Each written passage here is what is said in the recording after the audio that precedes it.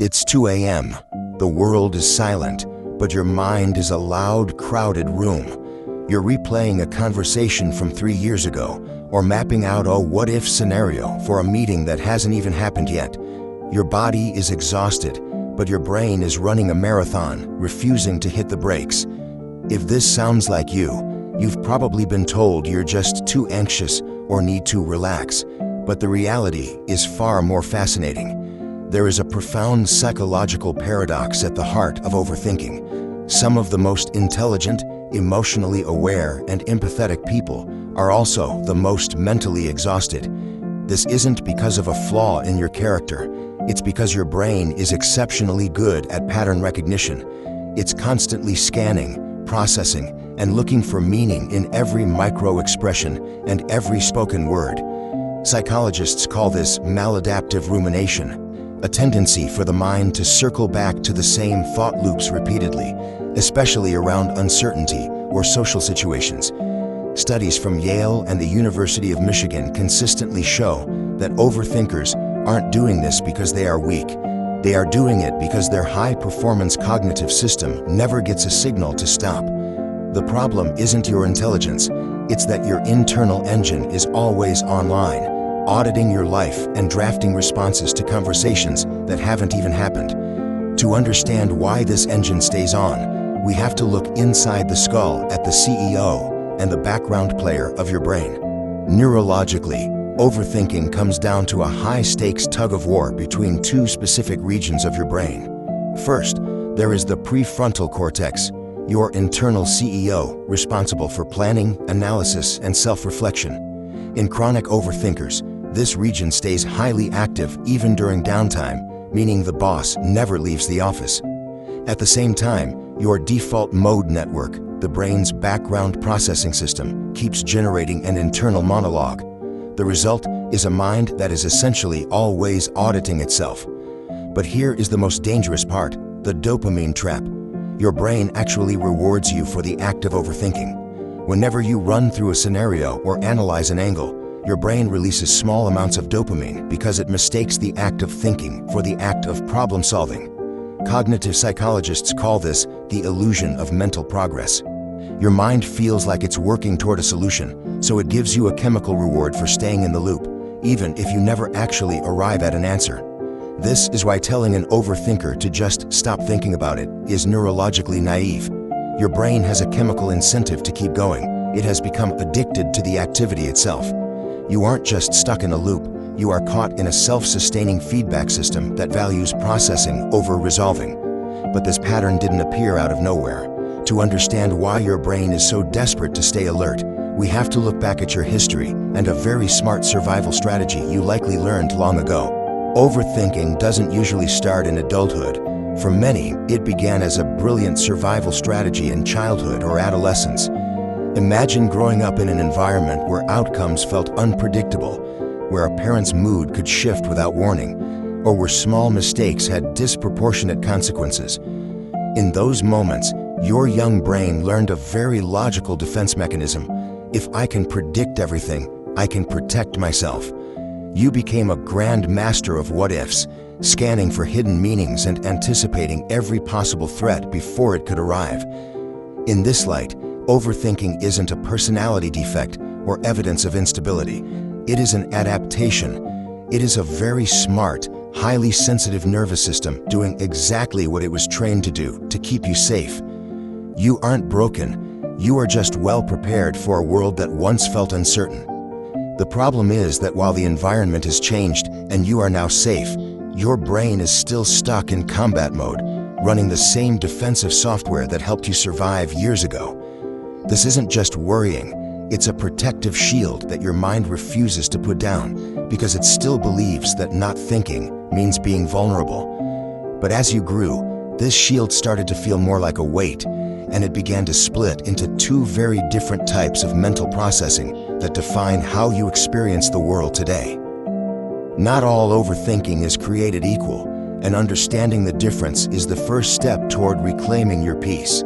Psychologists generally identify two distinct types: reflective rumination and brooding rumination. Reflective rumination is when you turn inward to understand yourself, process emotions, and make sense of the world. When balanced, this is a genuine superpower. It's linked to higher emotional intelligence, deeper self-awareness, and better problem-solving. It's the engine that helps you grow. However, there is a darker side called brooding rumination. This is a passive, distressing pattern of dwelling on problems without moving toward a resolution. This is where you get stuck in the "why me" loop instead of the "what now" path. The tricky part is that most overthinkers oscillate between both, and because the brain is so active, it's invisibly easy to slide from healthy reflection into a toxic spiral. One moment you are learning from a mistake, the next you are attacking yourself for it. This transition is so subtle that you often don't notice you've crossed the line until you're already exhausted. You feel like you're doing the work of thinking, but you're actually just draining your battery without moving the car. To break this, we have to look at the hidden strength behind this engine, the remarkable sensitivity that makes you who you are. Here is the silver lining that most overthinkers overlook. Your hyperactive mind is the source of your greatest human strength. A 2013 study published in Psychological Science found that people who report higher levels of rumination also score significantly higher on measures of cognitive empathy.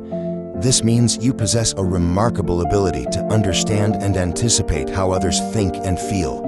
You are the person who notices the slight shift in a friend's tone, the unspoken tension in a boardroom, or the hidden emotional texture of a conversation that everyone else missed.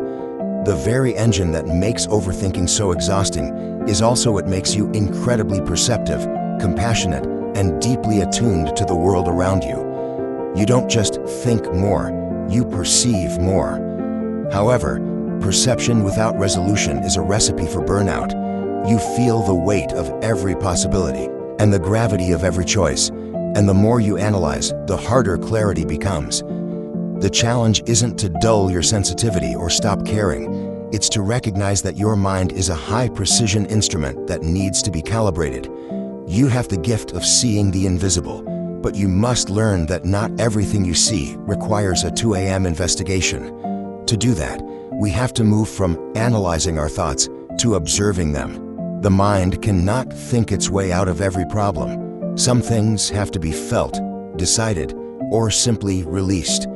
Therapists who work with chronic overthinkers often use a concept called cognitive diffusion. The goal isn't to stop the thoughts, because your brain is chemically incentivized to keep them going, but to change your relationship to them. It's the subtle shift from being the thought to observing the thought. Instead of saying, "I am a failure," you practice saying, "I am noticing a thought that I am a failure." This tiny linguistic change creates a fraction of distance, giving you the space to see the thought loop without being pulled into the spiral. Another powerful tool is the 5-minute worry window. Give your brain a dedicated time each day to overthink everything. Write it down, map out the scenarios, go wild. But when the timer hits 0, you physically move to a different room and engage in a sensory task. You are teaching your nervous system a new signal that it is finally safe to stop scanning for threats. You are retraining your CEO to recognize that the workday is over. These aren't just mindfulness tips, they are neurological rewiring techniques designed to tell your highly active mind that it has done its job and it is now allowed to rest. What all of this points to is a fundamental truth. Overthinking is not a personality defect. It is not evidence of instability, and it is certainly not a sign of weakness. At its core, overthinking is a highly active, highly capable mind that simply learned to stay alert in a world that once felt uncertain. You are not broken for thinking too much. You are a person with a powerful engine who is still learning how to use the brakes. The challenge moving forward isn't to silence your mind entirely. That would be like asking a musician to stop hearing the notes. The challenge is to teach that mind, gently and with patience, that it is finally safe enough to rest. You have spent years protecting yourself with your thoughts, but now you have the power to protect your peace with your presence. Understanding these patterns doesn't erase them overnight, but it changes how much power they have over you. So, the next time you find yourself caught in a loop at 2 a.m., take a deep breath and remind yourself, my brain is just trying to help, but we are safe now. Sometimes, the most productive thing you can do isn't to solve the problem, but to release the need to solve it. Because the most human thing about all of this is that we all carry patterns we didn't choose, but we all have the power to choose how we live with them. Thank you for spending these 10 minutes with me. If you're an overthinker, I hope you leave this video feeling a little less exhausted and a lot more understood. Your mind is a powerful tool. Don't let it become your cage. If this deep dive into psychology helped you today, please hit the like button and subscribe to join our community. We're all here to understand the why behind our how. I'd love to hear from you in the comments. What is one what if you're choosing to let go of tonight? Let's talk about it below. Until next time, be kind to your mind. You've done enough for today. Good night and take care.